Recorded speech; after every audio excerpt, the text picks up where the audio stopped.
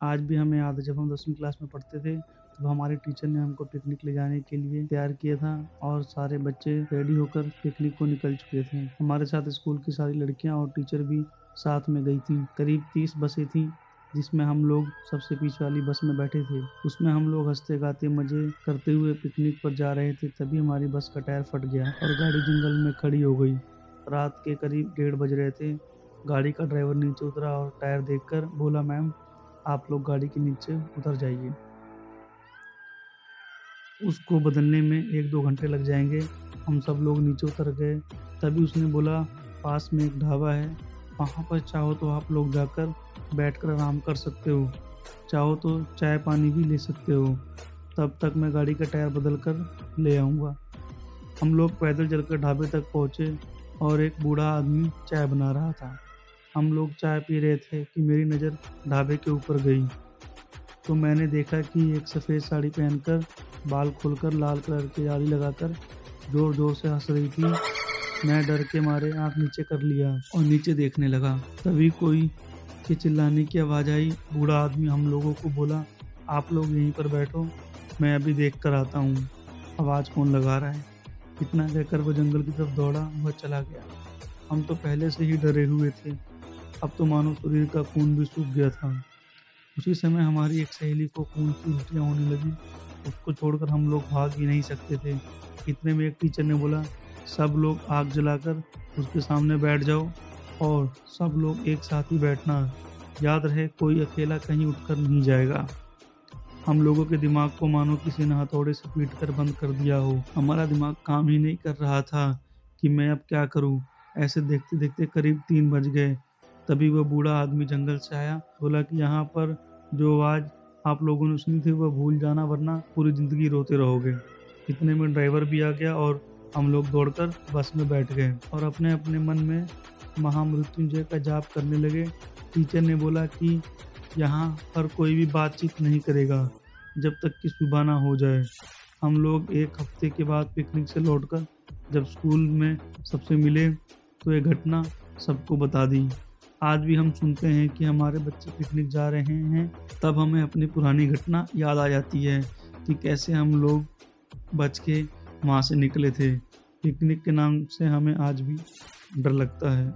यह एक दुर्भाग्यपूर्ण घटना है। एक बार फैजाबाद जिले के गोराघाट स्टेशन पर एक दुर्गेश नाम का ऑटो ड्राइवर अपनी ऑटो लेकर खड़ा रहता था। जो भी सवारी आती थी उसे वह बैठाकर उसके घर छोड़ता था और अच्छा खासा पैसा कमाता था। एक दिन की बात है कि उस दिन ज़ोर-ज़ोर से बारिश हो रही थी और रह-रह कर बिजली चमक रही थी। रात के समय साफ-साफ कुछ दिखाई नहीं दे रहा था। वह वापस अपने घर आने को सोचा, तब तक उसे याद आया कि 1 घंटे बाद एक पैसेंजर ट्रेन आने वाली है और वह फिर वहाँ पे रुक गया। इतने में और घना अंधेरा छा गया। अंधेरा इतना था कि एक हाथ को दूसरा हाथ दिखाई नहीं दे रहा था। इतने में ट्रेन आ गई और बिजली रह-रह कर चमक रही थी।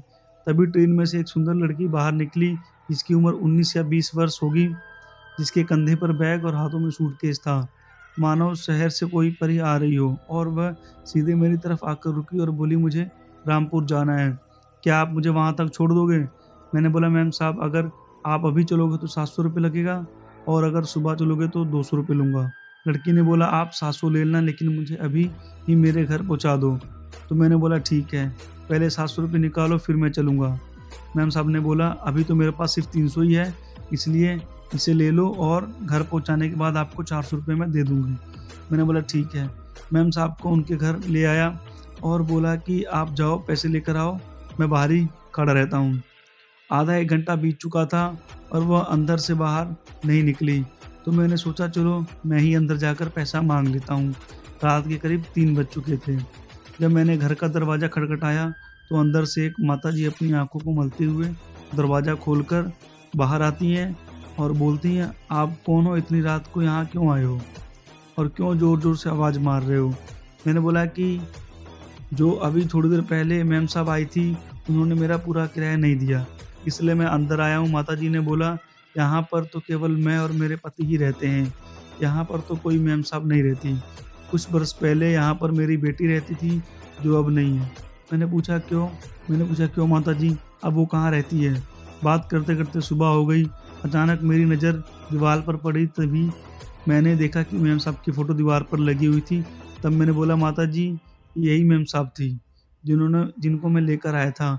माता रोते-रोते बोली, बेटा यह कैसे हो सकता है, क्योंकि ये तो 5 साल पहले ही ट्रेन के नीचे आकर कट गई थी, उसकी मृत्यु हो गई थी। तब तो मेरे होश उड़ गए और हाथ-पैर ठंडे पड़ गए। मैंने बोला, मैं जाता हूँ, मुझे कोई पैसा नहीं चाहिए। और मैं ज़ोर से दौड़ा और ऑटो रिक्शा तक आया। ऑटो में आकर बैठा, ऑटो में बैठकर ऑटो को ज़ोर-ज़ोर से भगाने लगा। तभी मेरी नज़र पीछे की सीट पर पड़ी। मैंने देखा कि 400 रुपए पड़े हुए थे। वो पैसे लेकर मैं मंदिर चढ़ा दिया और भगवान से प्रार्थना किया कि उनकी आत्मा को शांति मिले। तभी से मैंने रात को ऑटो चलाना बंद कर दिया। मेरी किस्मत अच्छी थी जो मैं बच गया। ये बात उन दिनों की है जब मैं 8वीं कक्षा में पढ़ता था। तब मेरी उम्र 13 वर्ष की थी। उस समय मैं अपने परिवार के साथ बड़े मज़े से और मस्ती में रहता था। मेरे परिवार में मम्मी-पापा और बहन और मेरी दादी भी रहती थी। मेरे पापा रेलवे में नौकरी करते थे, इसलिए हम लोग रेलवे के मकान में रहते थे। जब मेरे पापा रिटायर हुए तो हम लोग एक बड़े बंगले में रहने चले गए।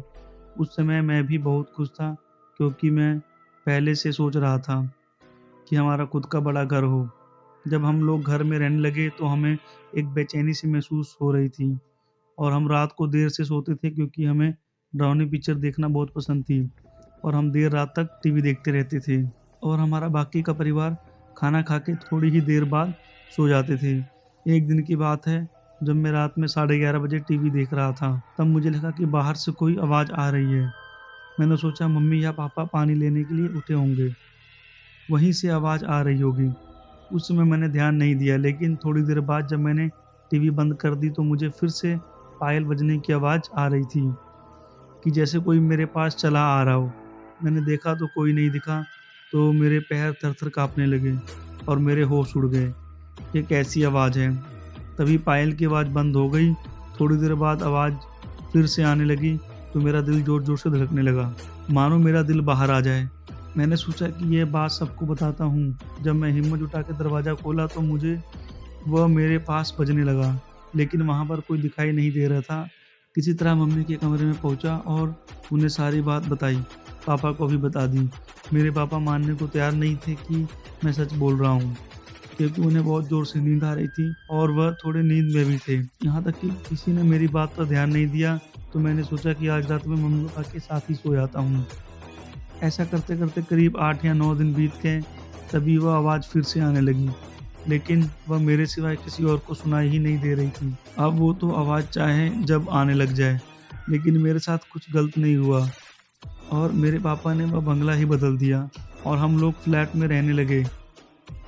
हमारे बाद उस बंगले में हमारे जान-पहचान के लोग रहने आ गए। उनका छोटा बेटा हमारा बड़ा अच्छा मित्र था।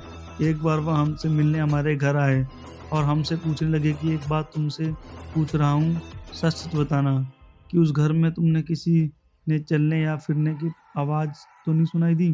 तब तो हमें पक्का यकीन हो गया कि उस घर में कुछ तो था और मैंने फिर से अपने परिवार को बताया।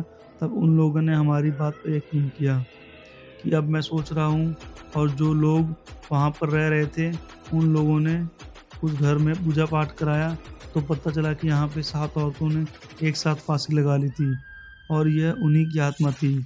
आज मैं करीब 70 साल का हो गया हूँ, फिर भी उस घर में जाने से मेरे रोंगटे खड़े हो जाते हैं और उस घर की बात सुनकर मुझे आज भी डर लगता है।